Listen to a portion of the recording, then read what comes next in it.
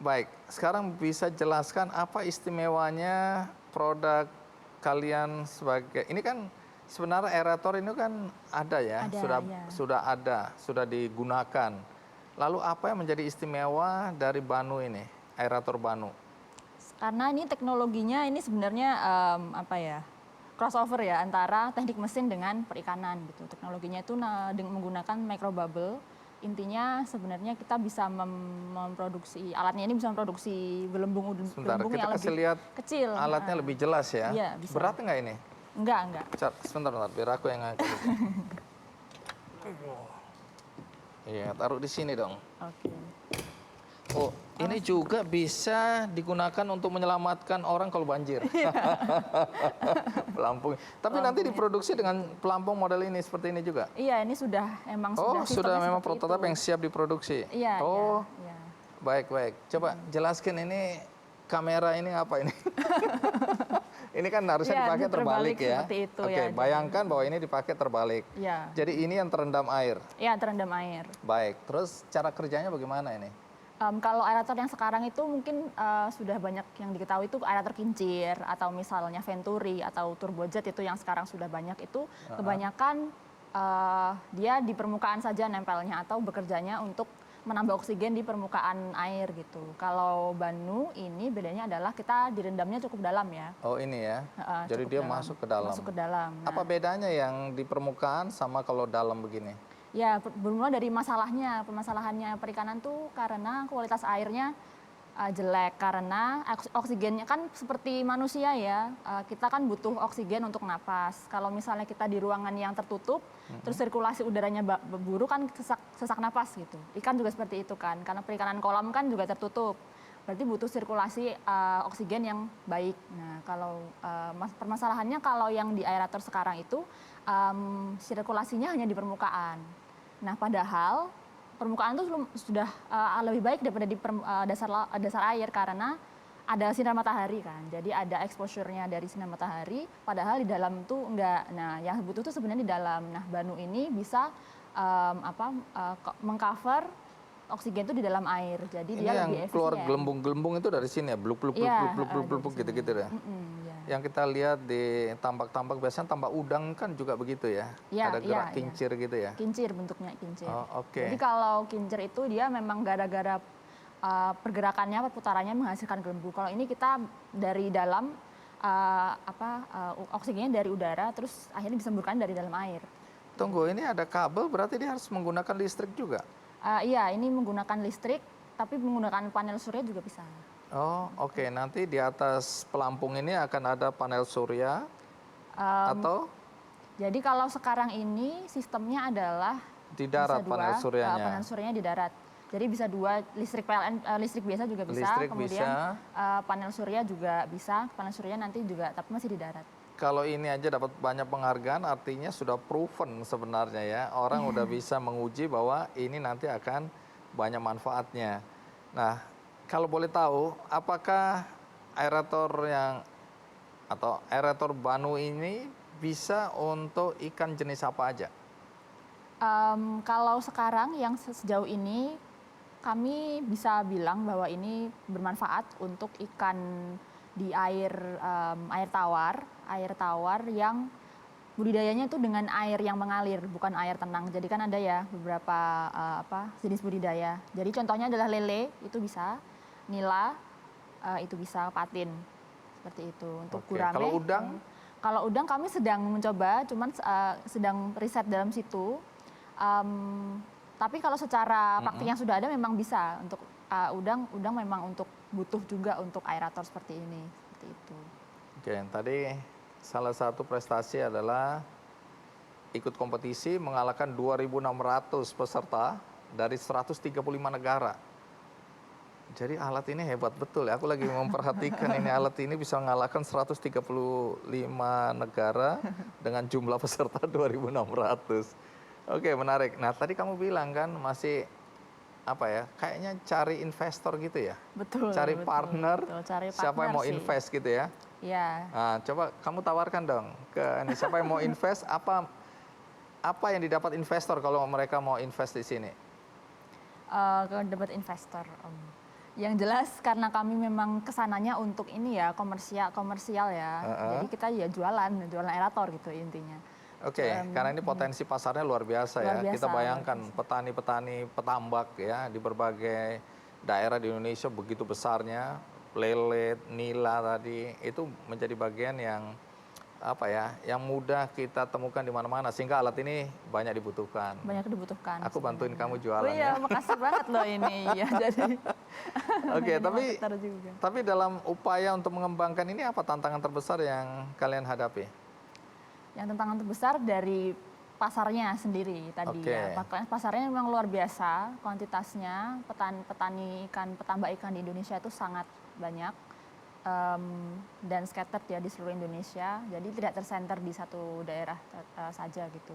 Cuman masalahnya tadi masih banyak sekali yang tradisional atau mungkin ya mungkin seperti teknologi-teknologi disruptif lainnya ya. Jadi untuk bisa diterima di marketnya itu sendiri. Dan kalau ini ya pertanyaan-pertanyaan yang lumrah lah, mesti apakah ini mahal nggak sih gitu, atau Iya, misalnya itu pertanyaan ini pertama biasanya pertanyaan ini petani, harganya berapa petambak gitu. itu Terus harus tahu kayak berapa ini. harganya berapa, terus ini pengaruhnya apa gitu. Terus ya ada yang kurang, kadang ada yang nggak percaya juga, atau misalnya bedanya sama yang lama apa kayak gitu. Iya. Yang karena kan yang lama tuh kalau misalnya aerator yang ada cukup mahal gitu untuk petambak terutama yang petambak rumahan atau kecil gitu ya. Nah itu tantangannya adalah kita yang masih anak kecil-kecil gitu, misalnya anak kerucu-kerucu ini yang masih kuliah ini bagaimana Anak bawang bisa lah ya. masih yang anak baru bawang terjun. bagaimana bisa approach para petani petambak ikan Meyakinkan bahwa ini meyakinkan. lebih murah dan lebih baik. Iya, seperti itu. Bagaimana kita bisa influence dan juga mengedukasi bagaimana ini itu Banu itu sebenarnya sangat impactful untuk produktivitas mereka, hingga akhirnya kehidupan ekonomi mereka juga bakal meningkat seperti itu. Farel, jadi kalau orang bertanya, kamu bikin aplikasi apa sih? Jawaban sederhananya apa? Ngecilin data. Ngecilin data. Ngecilin data, Oke. ukuran data. Kalau data itu dikecilin, apa dampaknya? Ada dua hal yang paling kerasa. Apa? Lebih hemat storage, lebih mudah disimpan karena ukuran lebih kecil. Yang kedua lebih cepat karena ukuran yang kecil, jadi lebih cepat untuk dikirim seperti itu. Oke, jadi kalau orang bilang, aduh berat nih, ya Benar. fileku berat karena ya sekian gigabyte misalnya ya, sementara kuotanya nggak cukup. Benar sekali. Oh itu ya, jadi Iya. ini persoalan anak-anak muda sekarang nih yang mau eksis, mau ngirim gambar sebanyak mungkin, setajam mungkin, tapi kuota nggak cukup. Benar sekali. Jadi kamu menyelesaikan masalah ini. Benar. Oke, nanti kamu jelasin. Tapi sebelum jelasin, dari mana muncul ide ini ya? Sebenarnya ide awalnya muncul ketika saya kelas 2 SMA. 2 SMA. Benar. Apa yang ingin terjadi? mengunduh game. Oke. Di online Awalnya kamu seperti ngunduh itu. game. Tapi kuota saya terbatas. Oke. Kuota saya terbatas. Terus? Saya cari cara, ada nggak sih yang ukuran lebih kecil seperti itu. Ternyata ada versi 7-zip dan zip seperti itu. Oke. Tapi kalau dilihat ukurannya sama ukurannya. Jadi nggak ada perbedaannya sama sekali. Di situ mulai tertarik untuk riset kompresi sendiri dengan algoritma. Apakah ada algoritma khusus yang bisa menyelesaikan masalah ini seperti itu. Tunggu. Emang kamu punya pengetahuan soal ini dari mana? Saya mulai belajar pemrograman sejak 2 SMP. Dari mana kamu belajar? Dari ayah saya. Ayah saya dosen informatika. Kebetulan saya sering melihat dan juga mendengar ayah saya bekerja seperti itu. Terus akhirnya tertarik dengan dunia yang digeluti oleh ayah saya.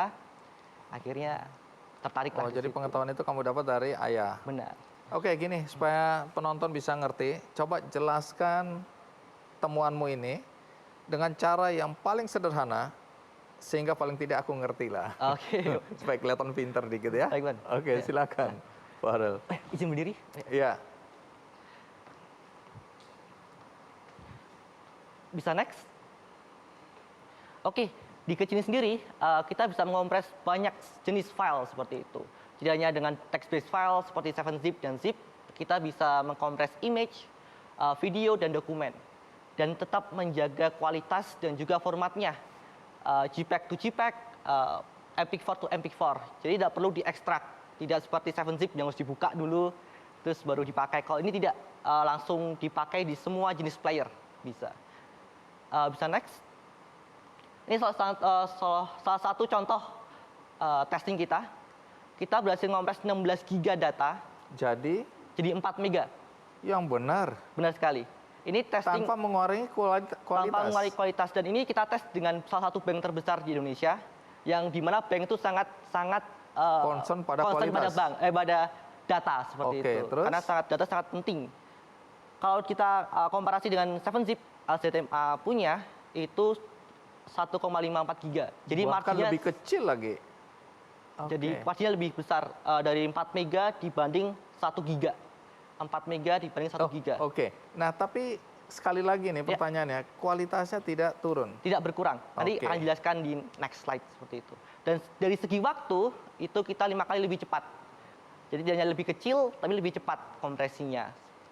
Oke. Next. Ini Bang Andi tadi bilang apakah kualitasnya berbeda atau ada yang rusak. Iya. Ini contohnya image. Kita lihat resolusinya sama 4K seperti itu. Ukurannya 1,2 dibanding 0,4, 60% pengurangan. Tapi bisa kita lihat kualitasnya Sama ini ya. justru kita enhance. Jadi kita naikin lagi kualitasnya. Dari yang ada baik noise-nya, banyak Iya. bintik-bintiknya seperti itu, jadi sedikit bintik-bintiknya. Oh, oke. Jadi hanya lebih kecil, kita juga bisa mengenhance quality-nya. Seperti itu. Bisa next. Pertanyaan paling umum yang muncul adalah dengan algoritma mengerikan itu, apakah perlu superkomputer atau quantum computer untuk menjalankannya? Iya. Jawabannya tidak sama sekali. Bahkan mini komputer Raspberry Pi Zero pun sekecil ini bisa menjalankan 4 kompresi dalam satu waktu. Wow. Bahkan handphone kita yang sering kita pakai itu 10 kali lebih cepat daripada ini. Jadi kecil itu tidak ada boundaries, tidak ada batasan mengenai spek hardware dan apapun. Jadi bisa diimplement di mana aja. Bahkan CCTV juga kita sudah mengerjakannya. Seperti itu. Next. Dan kita berdua API, jadi company-company besar bisa menggunakannya lebih mudah. Tinggal di-insert API-nya atau library-nya, itu sudah bisa mengkompres segala hal. Seperti itu. Next. Bisa next. Next lagi. Dan kita sekarang lagi mencoba, sebelumnya ada Kecilin App. Kecilin App itu aplikasi di mana kita bisa mengkompres Instagram, Twitter, terbatas Instagram, Twitter, Facebook, dan lain-lainnya. Sekarang kita lagi sudah upload di Play Store. Namanya VPN Plus. VPN Plus itu seperti VPN, halnya VPN. Iya. Tinggal di turn on, semua data masuk handphone kita sudah terkompres. Dari Netflix, iFlix, YouTube, Instagram, apapun yang masuk ke handphone kita sudah terkompres seperti itu. Oke. Next. Dan sebenarnya apa sih masalah yang kita selesaikan? Itu masalah-masalah yang sangat-sangat major. Di mana kita sudah banyak bangun platform edukasi online, kesehatan online, bahkan mencari pacar pun lewat Tinder pun bisa. Tapi masalahnya itu yang kita rasakan. Berbeda dengan orang-orang yang ada di Papua sana, Iya. orang-orang ada di Afrika sana. Mereka tidak merasakan solusi yang kita buat. Padahal e-commerce di mana-mana seperti itu. Jadi kita akan membantu mereka untuk mengakses internet. Contohnya kita saat ini kerjasama dengan pemerintah Papua di Nabire untuk mengakses internet online pembelajaran PDF-nya seperti itu. Jadi benar-benar bisa membantu orang-orang yang belum tertapping internet dengan baik. Apalagi sekarang ini ya, belajar online. Benar itu yang sekali. membutuhkan grafik-grafik apa, kamu menyelesaikan juga masalah Benar. itu ya? Bahkan kita juga sedang develop atau sudah jadi Kecilin Meet. Kecilin Meet itu seperti Google Meet, cuma 60% lebih hemat. Dibandingkan yang sudah ada Sudah sekarang? ada, seperti itu. Oke. Seperti itu. Wah, nanti aku akan pakai itu. Iya. Jadi Terus? Kecilin ini bisa diimplementasi di segala jenis problem yang Kecil berkaitan Meet dengan- ya? Kecilin Meet. benar. Oke. Kecilin Meet, Yes. sorry. Terus? Jadi semua problem yang berbasis data, entah itu bisnis sendiri atau customer user base seperti kita, Iya. itu bisa terselesaikan dengan baik. Seperti itu. Terus? Sudah seperti itu. Oke. Terima kasih. Tepuk tangan dulu dong penonton di. Wih, ada 3.222 orang tepuk tangan hari ini, ya. Nah, singkat kata sebenarnya dengan temuanmu ini selain tadi kecepatan, kualitas dan hemat kuota tadi, artinya kan sebenarnya menghemat uang ya. Benar sekali. Berapa persen itu misalnya saya bisa menghemat uang kalau saya berbanding apple to apple misalnya? Apple to Apple bisa sampai 60%, 50% penghematan Saya menghemat uang saya itu Benar. sampai 60%. Benar. Bahkan untuk perusahaan besar pun menghemat hampir sampai 1 triliun rupiah. Yang jadi pertanyaan, ini rumah apa benteng? Ini idenya apa? Coba jelasin sedikit. Jadi gini, kita tuh di Delusion memang punya tagline Bang Andi, namanya itu? A New Paradigm New atau paradigm, sebuah paradigma baru. Oke, apa Jadi itu? buat kita itu jadi bottom line dalam setiap kita berkarya. Jadi kalau kita bikin sesuatu, kita tuh pengennya bikin sesuatu yang menjadi benchmark baru yang belum pernah ada atau terfikir sebelumnya. Oke, Jadi menarik. disebutnya sebuah paradigma baru. Baru. Jadi kalau orang setiap melihat karya Delusion tuh akan selalu, oh ternyata bisa kayak gitu ya. Nah tujuannya kira-kira begitu. Iya. Makanya, wow, kok bisa ya begitu makanya ya? jadilah rumah kayak benteng ini. Oke. Nah, karena ini ceritanya adalah paradigma baru dari kita yang kita perkenalkan buat klien kita dan buat diketahui oleh masyarakat luas. Oke, coba Kira-kira ceritakan begitu. konsepnya apa ini? Jadi sebenarnya dulu biasanya gini, proses kreatif kita itu biasanya selalu berangkat dari klien. Jadi Oke. setiap kita ketemu klien, kita selalu nanya masalahnya klien kita tuh apa sih gitu. Nah kebetulan saat itu masalah kliennya ada dua. Satu, duitnya saat itu budgetnya itu cuma 150 juta Oke. awalnya. Lalu yang kedua, dia bilang bahwa di rumah di tanah ini dia tuh bakal tinggal 2 keluarga. Jadi ada keluarga dia dan ada kakaknya dia. Oke. Gitu. Seperti yang kita tahu kan adik kakak kan kadang rukun kadang ribut Iya. ya. Nah, jadi bagaimana tuh memecahkan masalah itu? Ini luas tanah berapa? Itu 70. Wow. Terus? Nah, lanjut. akhirnya kita buatlah satu perencanaan Iya. produk yang bisa mengakomodir 2 masalah itu lalu digabungkan dengan idealisme kita. Jadilah bentuknya seperti ini. Jadi ceritanya dulu tuh awalnya konsep ini rumah tumbuh Bang Andi. Jadi terbagi jadi 3 fase. Iya. Fase pertama tadinya itu mau dibangun yang kanan itu tuh yang kecil. Oke. Nah itu harga bangunan itu tuh 150 juta tuh. Oke. Jadi awalnya menyesuaikan dengan budgetnya klien kita, 150 juta tuh dapat tahap satunya itu dulu. Nah lalu tahap kedua mulailah bangun yang sebelah kirinya tapi 1 lantai dulu. Nah itu 200 juta buat nambah bikin itu. Lalu tahap ketiga nambah lantainya sehingga jadi 2 lantai sejumlah 100 juta. Tanpa mengganggu sekeliling itu, waktu nambah. Tanpa. Naik. Jadi proses rumah tumbuh yang terencana itu akan membuat penghematan kos sangat tepat sasaran dan efisien. Oke. Jadi ceritanya dulu total proyeknya ini biayanya 450 juta. Nah tapi di tengah jalan saat mulai dibangun bangunannya ternyata kliennya ngelihatnya unik dan bagus. Dia jadi semangat nih buat ngeberesin nih rumah sekali jalan. Dan dia bilang ke kita, udahlah duit biar kita aja yang Cari. pikirin, lu kelarin aja lah proyeknya gitu. Oke. Akhirnya jadilah sekali jadi seperti ini. Baik, kalau dari luar nih ya, kita lihat kan unik banget ya. Bahkan ada pohon mencuat dari dalam dari dalam ruangan. Iya. Tapi apa keunggulan dari rumah The Twins ini? Jadi rumah The Twins ini adalah rumah yang menurut kami sangat sehat dan hemat energi. Salah Karena? satunya. Karena dengan pengelolaan masa seperti ini di tanah yang cenderung sempit, hampir tidak ada ruangan yang nggak kena matahari. Semuanya kena matahari, semuanya kena sirkulasi udara yang sehat. Iya. Bahkan di ruang sempit pun, ruang dalamnya itu masih kita kasih taman. Nah itu ceritanya yang pohon-pohon keluar dari bangunan itu, kalau kita lihat dari dalam, itu tuh jadi kayak corner garden. Ah, Jadi oke. kita kayak duduk di ruangan, lalu ada taman di pojokan, lalu ada pohon keluar gitu. Jadi Sinar matahari masuk. masuk gitu. Kan biasanya kalau kita lihat ya banyak orang bangun di tanah sempit, dia malah full-fullin. Iya. Akhirnya rumahnya Nggak ada sumpek, nafas. nggak ada nafas,